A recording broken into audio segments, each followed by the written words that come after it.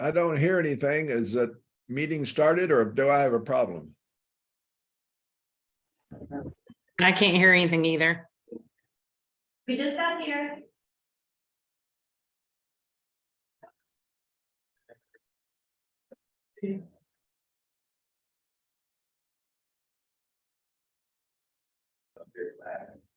You can't see us, but can you hear us? Joe, Sharon, Jan, can you hear us? Yes, we can hear and see you now. Okay. Give us just a minute. So you're gonna have to be on. Well, I was just gonna do. Showtime.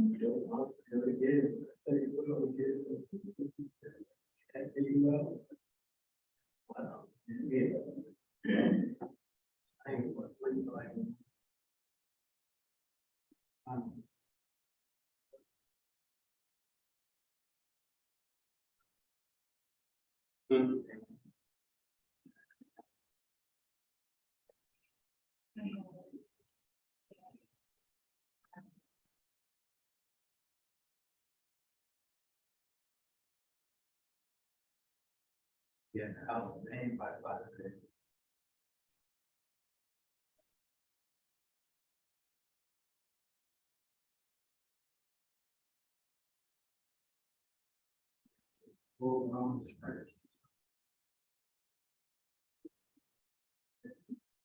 we're getting set up. Just give us a second. Sorry.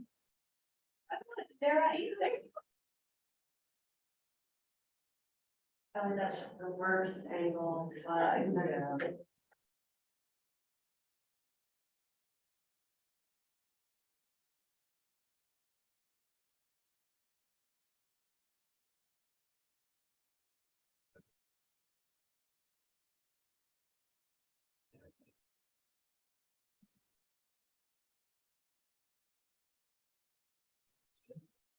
Now you can see me.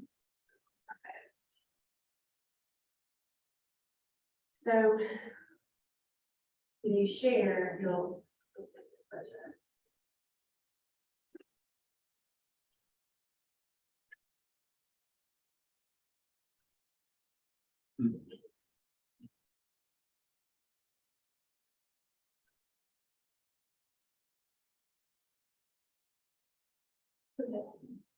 Thank you. Turn it over. Y'all have all I have to do is to share screen share. That video. See this, or they'll see this. So then when I hear to do it, I just go to share. Okay.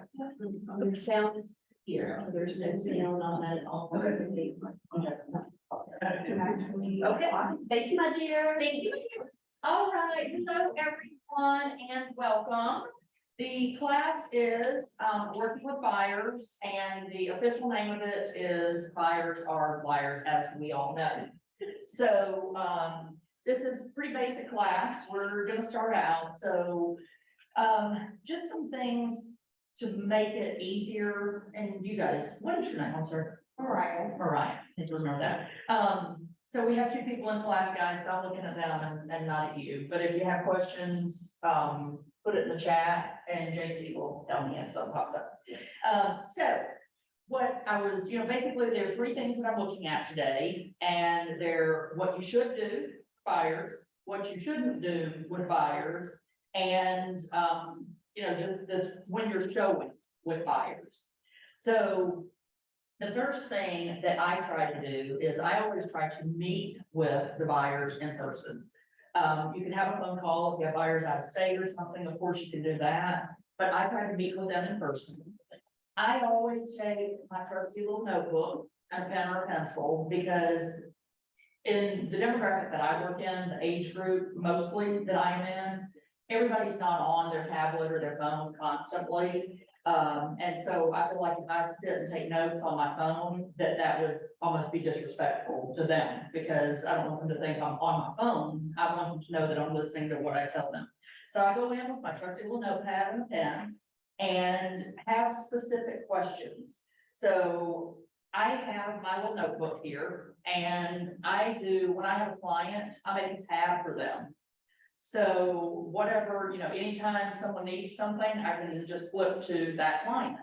So some of the first things that I do is I get their full name, full legal name, so that I can put it in command, because that's how, when you eventually, whether that's for listing or for buyers, either way. So get their full legal names, because that is how you're going to put it in command, because that's how you're going to want it to appear on the contract, on the offer, right?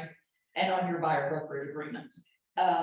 You've got to take their names, their emails, their phone numbers, their current address, forwarding addresses, any of that kind of stuff. Those are the first things that I have, and I keep them on the top of my page so that when I flip to them, no matter where I am, I have this with me and I can get to that information. Or if I'm sitting at my desk doing the offer, whatever it is, it's right there. Then you're going to go into the questions. So first question first, are you pre-approved? Have you spoken with a lender? And I will jump over to the what not to do list. This is the what we do list, but on that one, the what not to do list is don't spend a lot of time with people before they're approved. You have to have them with a reputable lender. So if it's someone that you don't know, I work mostly by referral. So, but if it is someone that you don't know and they bring you a pre-approval from Rocket Mortgage or, one of the online lenders, you just kindly, politely say, well, I'd like for you to get qualified with one of my preferred lenders. Otherwise, I'll have to find another agent to refer you to, because I will not work with an online lender. It's just, it's a nightmare. I did it. I learned the hard way. I won't do it again. And so when someone's referred them to you and you say, well, unless you want to get qualified with one of my lenders, I'm going to have to refer you out, get qualified with your lender. That, that's just the way it goes. So when you're having the conversation with them, I jumped off, but you're asking, okay, so are you pre-qualified? Let me get you set up. I'll send you, stop what you're doing right then and send them your lenders if you need to. And then you go into what are you looking for in a property? When do you want to be in the property? Because that's a big one. If, they're set and they want to buy and you sit down with them and you're thinking it's now and they say, oh, well, we're in a lease until May of next year. Well, we don't really need to even be having this conversation yet, but let's go ahead and talk a little bit so that I can get you in my database so that I can keep touching you throughout the next year, so that we are working together next May. But we're certainly not going to get into all gritty details right now if you're not looking to buy for a year. So, and then you're going into, how many bedrooms, how many bathrooms, what areas. If they are pre-approved, then of course you already know, well, what are you pre-approved at? Who are you pre-approved through and what are you pre-approved at? So you can set up your search as soon as you leave them. And just, find out what is important to them and write it all down. I write everything that they tell me down. And the reason for that is buyers are liars. And so you go back to what they told you versus what they then start telling you when you start showing the properties. Okay, so write everything down and everything, because you're going to need that to fall back on when they start veering out of the lane that they told you they wanted to be in. The other thing that's most important right now is educate them on the current market, because a lot of people still think that we're in, 2020, 2021, even part of the early part of 2022 was still phenomenal. So with buyers, and it depends on the area that you're working, but, as a listing agent, buyers there's still a multiple offers, there are plenty of multiple offer situations out there right now, simply because we have no inventory. Even though the rates are higher, we don't have any inventory. Okay, so those are some of the very basic things that I do in the beginning to get started. Some of the things that you don't want to do, and this is the one I touched on. You definitely don't want to spend a lot of time with them until you know how qualified they are, what price range they're qualified in, and all of that. Be honest with people up front. You know, if they sit down and tell you that they want a $450,000 house in Johns Creek with a pool in the backyard, well, you know, hey, you're not getting that. I mean, the pool's gonna cost you half of that. So be honest and set the expectations, you know, up front. So don't take them out and spend a lot of time if they're not pre-qualified. And, you know, I always say, I'll take you on a first date. And then at the end of that first date, which is the day that, you know, we talk through all of this, I set up the showings, and then most people will sign buyer brokerage before that, but if it's someone I don't know, I do take my first date. And, at the end of that first date, I say, okay, well, this is how I work, you know, this is what we saw today. Are you interested in working together? And I always tell people, we're going on a first date, and then we're gonna get engaged, and that's the buyer brokerage agreement. So, I'm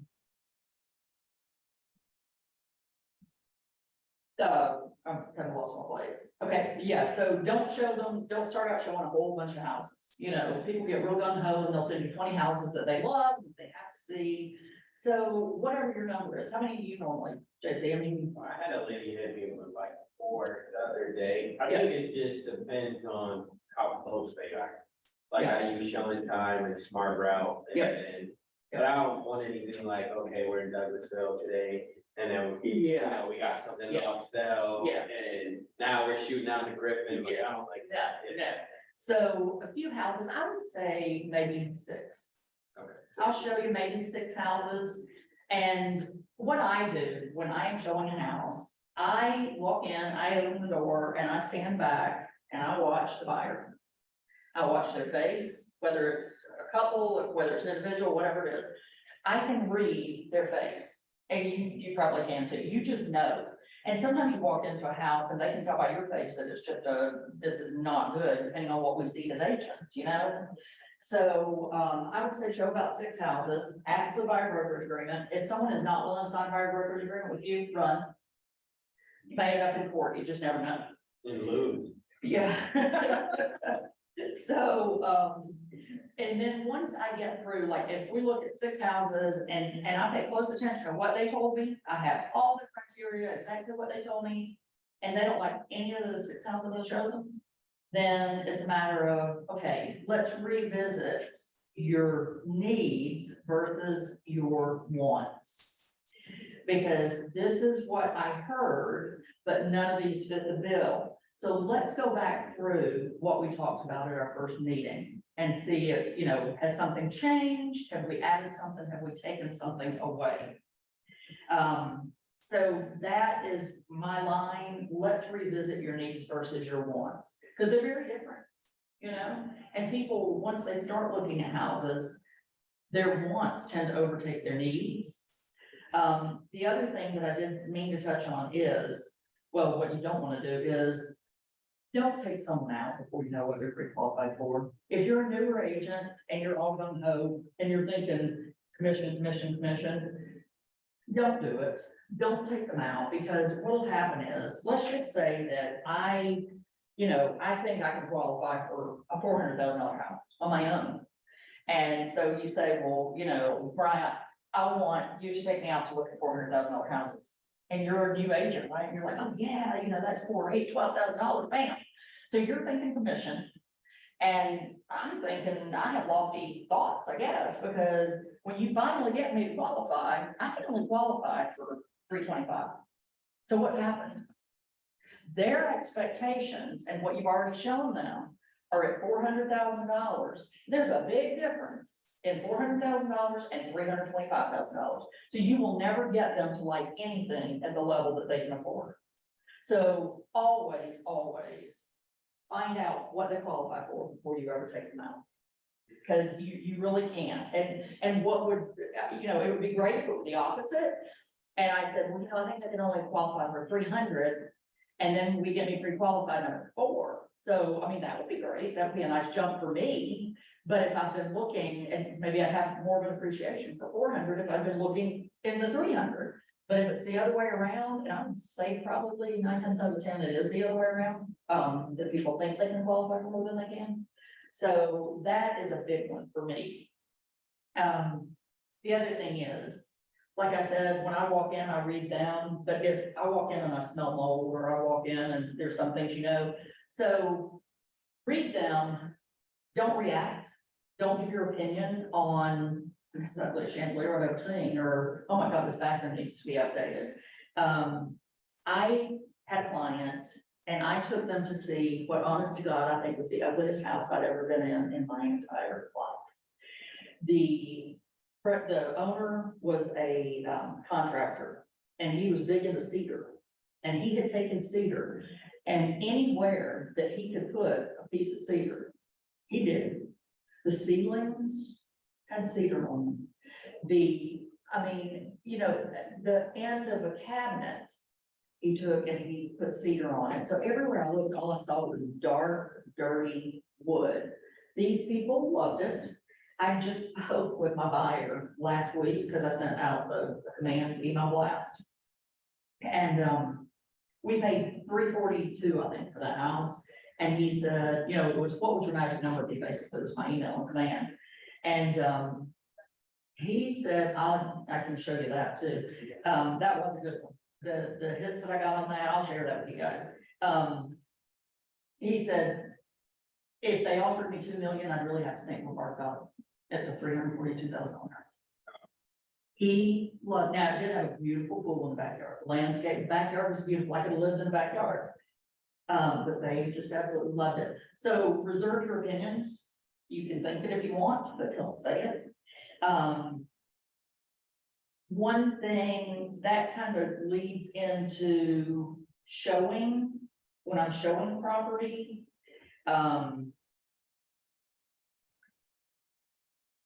so I have it written down.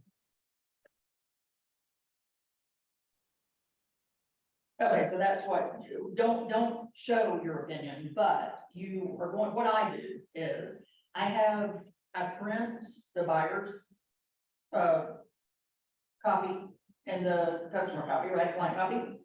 And I take a clipboard and I have my pens, I have my name on them. And I have them rate the house, 1 to 10, when we leave, both of them. Independent of each other. If it's 2 people, 3 people, whatever it is, independent of each other. What do you think? What do you think? Because we'll come back to that. So I have them rate the house, and I tell them at the beginning of the showings, I want you to take notes, write down what you like about a certain property, your likes and your dislikes about that property. Because by the end of the day, we're gonna see 6 houses today, and by the end of the day, they're all gonna run together. You're not going to remember. So just pick up, whatever it may be. Love the master bathroom that had blah, blah, blah. And, they can always go back and look at the pictures to refresh their memory, but that personalizes it a bit for them. So you get a little more out of them when they do that. So have the rating system, hold your tongue. And I always, when I'm showing, I always put a little cooler in the car with water and some sodas, and I always have a little snack bag, nuts, some like Nabisco crackers, that type of thing. Find out who's going with you. Are you gonna have to factor in a lunch, when you're doing showings? Are there kids with you? How many homes do they actually think they can look at, they can tolerate? I had someone and she was like, I can't look at 24 houses a day. It was just her personality, she just couldn't do it. And so you need to know your buyers and take all that into consideration. The sheets, take pens, make notes, what they didn't like. And then if the house is a definite no when they're looking at it, just put an X through the paper. Because you don't want someone to say, oh my gosh, I hate this house, it's terrible. And then, 2 days later, there's nothing else available. So they're like, well, let's go back to that one. If it was that bad the first time you saw it, chances are you don't want to go back to it. I don't want to waste my time taking them back because it's probably not, what they want. So one thing that I did want to share with you guys today, and I'll share the screen, so I'll share that, and I'll also share my little email that I sent. But I was in real estate for probably 2 years before I knew what shopping cart actually did and how it was used. Do you guys, anybody out there use shopping cart? That's amazing. Of course you do, Tyler, Oh, for sure. for showing time, and showing time. So I wanted to share this with you guys. The other side? Thank you so much. Okay, so, this was just such a revelation for me. All right, so I'm gonna share the screen. And. Which one is it? Is it your Google Chrome? Here? Yeah, I think so. And just hit share. Got like that. Oh, man. Did I move this? Yeah, How do you move it? just like click it and hold it and then drag it. Okay, so, so here's what. Market Center, there's a blur on this, so I'm just saying it. Okay, so.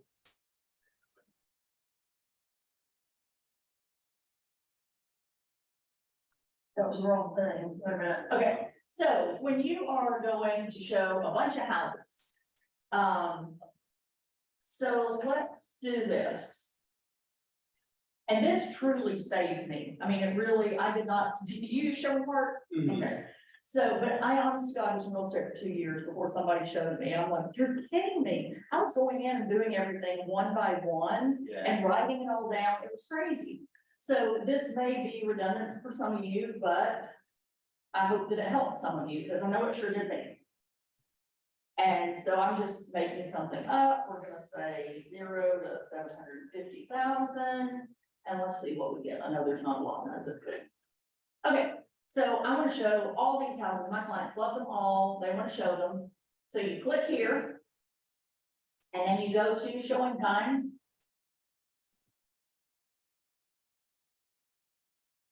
And then add to showing card.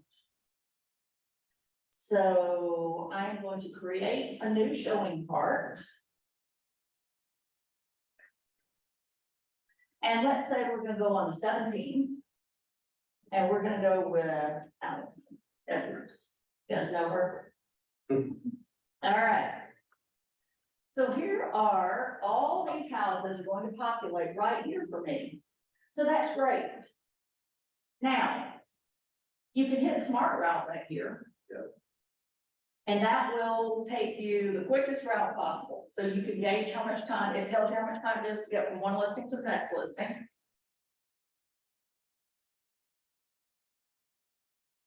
It's slow today. Start telling my buyers that, you know, if they want to see something that like how this is on the 17th, Yeah, I would say, if you have anything on the night of the 16th, tell me so I can plug it in here. Cause I hate when people add stuff yes. mid-route, Yeah. cause that can throw it, you know. Yeah, and sometimes, and I will say to people, it's like, you know what, let's see if we can do it, if we can't, you know, it's gonna throw everything else off. And especially in a market like this, when there's so little inventory, you don't wanna miss your appointment. And yet there are some, you know, some agents aren't very nice, but some are. So the other thing that I love about this is you can add another stop, add other stop. So what I do is, let's just say I'm coming from home. So I'll put in home here, and then you put in your home address. Or the office, wherever you're meeting them. Oh, yep, that's. Okay, so we're gonna add that stop. It's automatically going to add it to the bottom here. But that's where I'm starting, because I'm gonna meet them at the first house. So all you have to do is grab it. And move it up, so that it's your first stop. Then you have to re-click Smart Route. So that it recalculates all this for you. Because that route started at the first house that you got to. Well, I need to know how long it's gonna take me to get from my house to there, or, you know, any of that kind of stuff. So see, it has my house right here as the first one. Well, I don't need a time, I just need to know what time I'm leaving. Well, then I know that it's gonna take me 3 minutes to get to the next listing. So I'm gonna pick a time, not really gonna do, well, I guess I could. So let's just say we're starting at 10 o'clock. we'll start at 9. And I always like to do 30 minutes, just because if you are running a few minutes late, if that helps. So do that. And then I know they're only 3 minutes from there, so I'm actually going to go to this one and I'm gonna say 9:45. Or I could even say 9:30. Because I know how close it is and I'm allowed a few extra minutes to see it. And depending, on the size of the house that you're looking at too, you may want, 30 minutes, or sometimes you can do 15 minutes. So anyway, then you go through all of these. And then you, once you get, let's see, where is it? After you do them all. I'm not saying it. Where's the sound? You looking for the request? Allison, it's up on the top right. On the top it's right. covered up. It's right on the top right, the blue button. Is that what you're looking for? Why don't I see it? It's Yes. to the right of add other stop. Oh, this is covering it up. Yeah, okay, thank you. Yeah, so there it is. So once you get those all filled in, you send requests. And then it'll come back to you, and then if you need to go in and make changes, like say something went under contract, then it's a little bit easier to do through here in shopping cart. But like I said, you guys may have already used that, you're probably smarter than I am, but that was the lifesaver for me. Saved me just a whole bunch of trouble. So does anybody have any questions from where we are right now? What are some things that you would like to know? I can take it off of, while I have it on screen share, the email that I sent, it really, I'll show you guys. This is worth sending out. You may have to make some apologies to some people. I don't know, we're seeing this, there's such a glare. There's command, okay. So in command, I'll show you the results that I got from it, and then I'll show you the email. So you go to reports.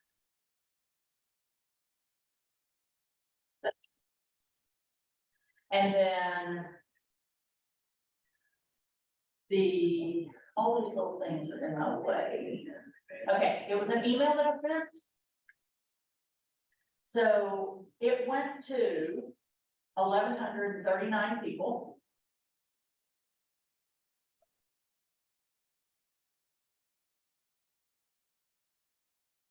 $756 people opened it. Yeah, that's great. Usually you don't get, what's him tell me, more than 20%, 10%, something ridiculous. I mean, not percent, yeah, because I got 65% open. 10% is the average open rate. 7.7% replied. You just don't get that. And it was as simple as, JC, you can help me find the email I sent. It was a smart plan.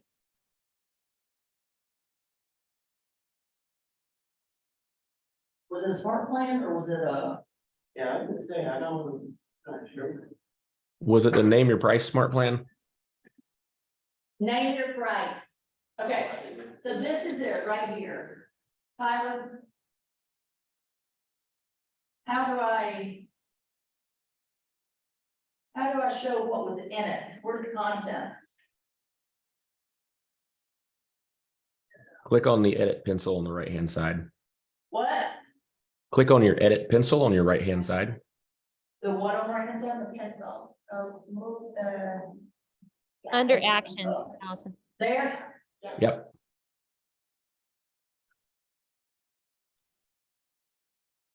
So the way I look at this, so far I have not gotten any listings out of it.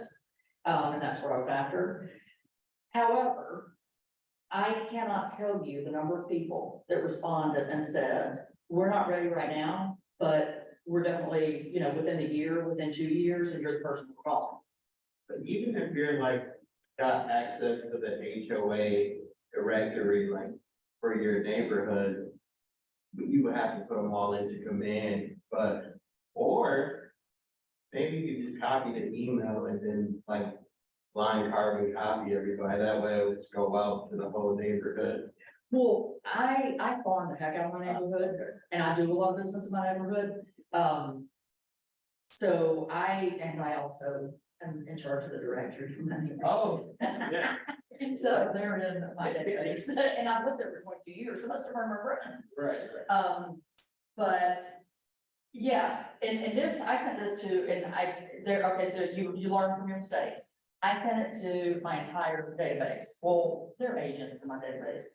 People that I met at family reunion that I don't have a clue who they are. A lot of those people responded like, well, I'm not in Atlanta, but I'd love to be a referral partner in Detroit. I'd love to be a referral partner, you know? So it's a great touch for people all the way around. All right, where's the content? Allison, question? Yeah, I can't see what it is you sent. Is it in a I'm design? trying to get to it. Tyler was helping me. All right, so you go to designs and preview, right? Down the left. Why I can't hear you guys. Go to the bar on the right and scroll down. Your slide Go bar, to the bar, far right. okay? Nope, the slide bar, it's probably covered up by the image that you see of the participants in the screen right there. Yep. What? Why is it not? Why is it not doing? Not working. Here, maybe I try this. There it goes. That's as far as it's going.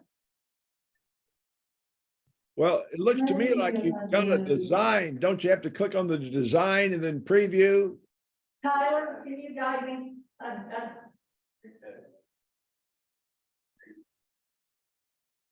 I still scrolling down?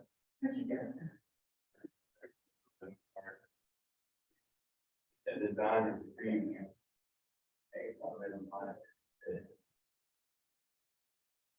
Okay. Wait, is it on this? Oh. Go back up.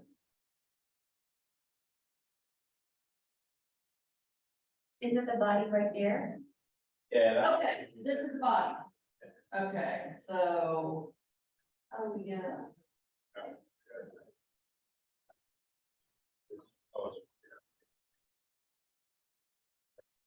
Okay, so.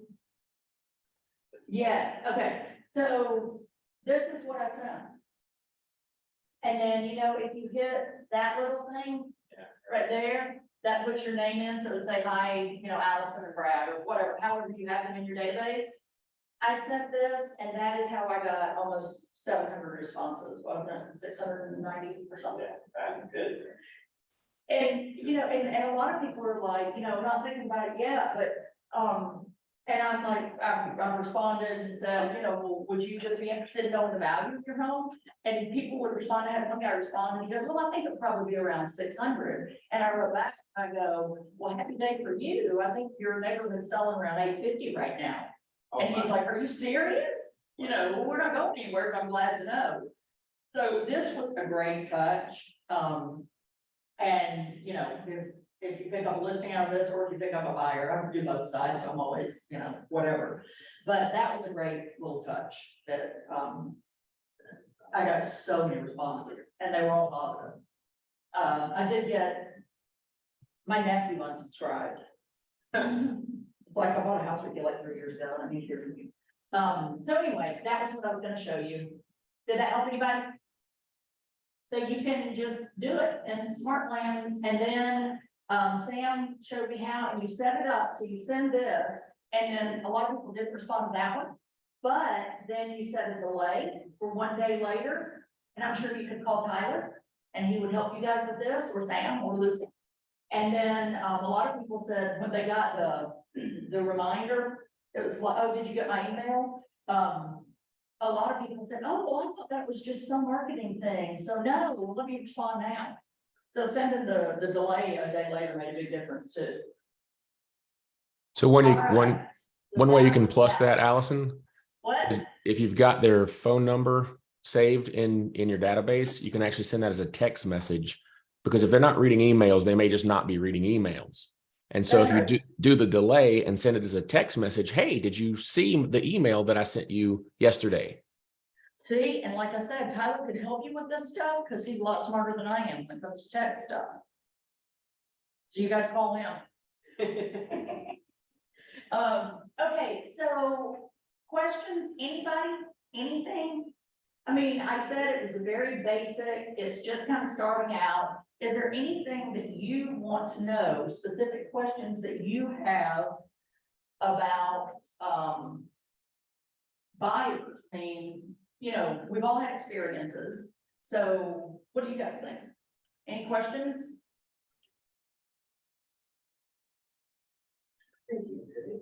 So Allison, what do you do with the Yeah. buyers that want to look at homes but refuse to get pre-qualified? I won't work with them.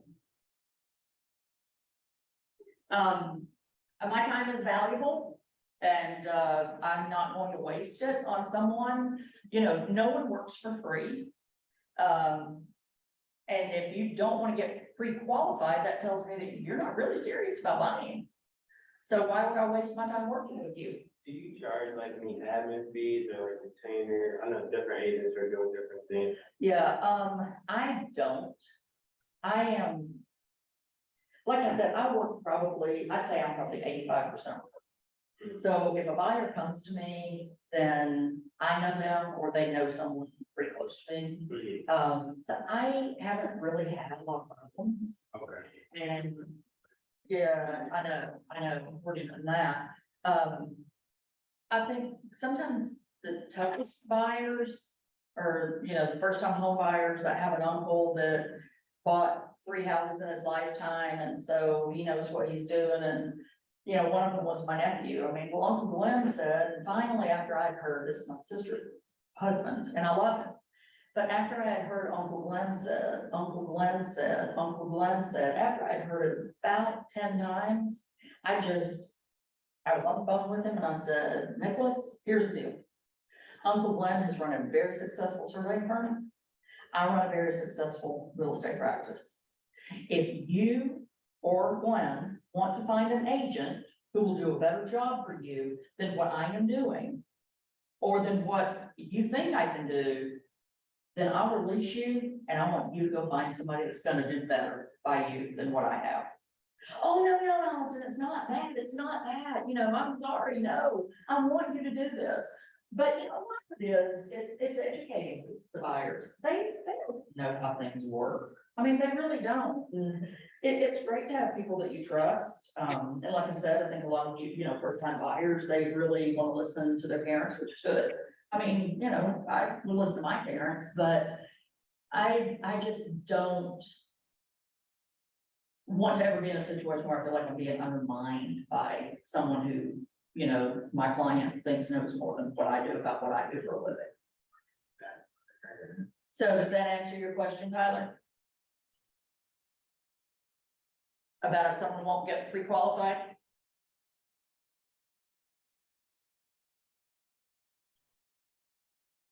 Yep, Yeah, absolutely. I won't show that they don't have that, they don't have that. You won't. And cash buyers either, if you can't show me the funds, we're not doing that. Right, exactly. Yeah, right. Proof of funds or pre-approval.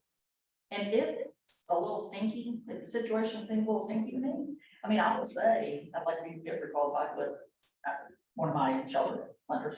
Do you do any consultation, like presentation wise for your buyer? Or do you kind of just talk them through it? I usually just talk. I'm not technical, I'm not a glossy person. I usually have an answer if I don't pretty quick to make behind, but I'll always say, that's a great question. I'm not 100% certain, we'll get back to you. But and you've been, you know, once you've been doing it for a while, you usually do have the answers. And if you don't know the answer to their question, then absolutely, you know, I say I'm pretty quick to make something up. But I always tell people too, I'll say, you know what? You can ask me anything. If I don't have the answer, I'll make one up for you. And then I'll laugh. But, you know, part of that, you don't want to make something up that just is so far-fetched, but, you know, you can use other people's numbers and other things of that nature too, so. Anybody else out there?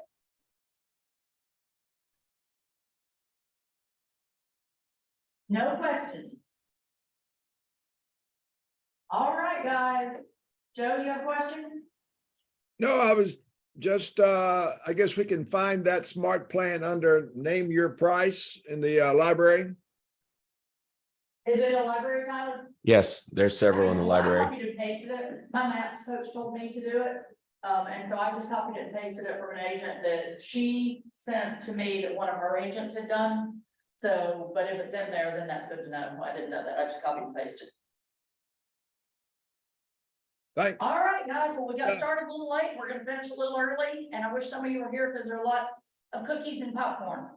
So Allison, you might have covered this before I hopped on, but do you show buyers properties without a buyer brokerage agreement first?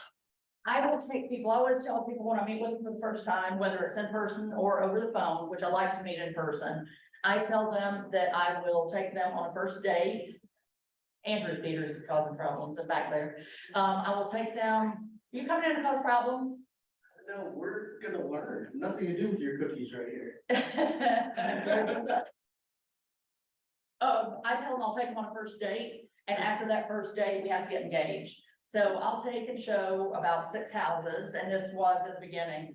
And then at the end of that, I've already had the conversation with them that I'll show them, we'll go on a first date and then we get engaged. So the first date is showing those houses, and at the end of that day, then I say, do you want to work together? Do you think we're a good fit? Are we going to work together?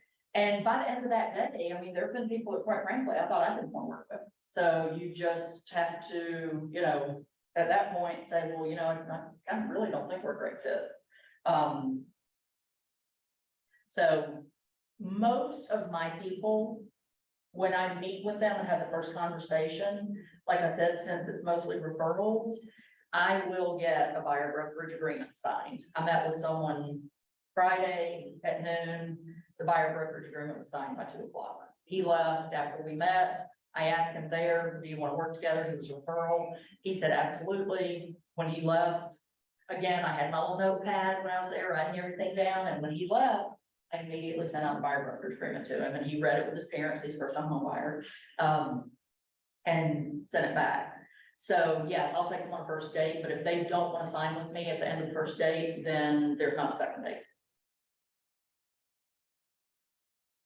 Make sense? Sounds good. Anybody else? All right, guys, I guess we're gonna shut it down and eat cookies. Go ahead, Andrew. Thank you. All right, bye.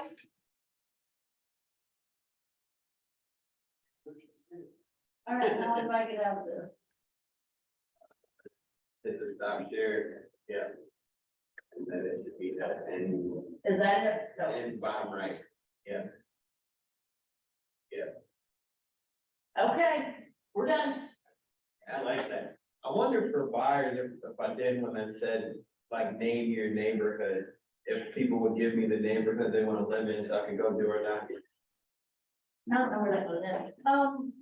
You probably could. I mean, if somebody's thinking of, well, you give them a cookie, he starts spilling Coke all over himself. You can put anything in that.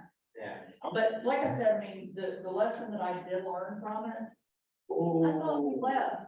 I know what I'm gonna make. Hey, Allison. You got it. Oh, it was on my computer. Yeah, I don't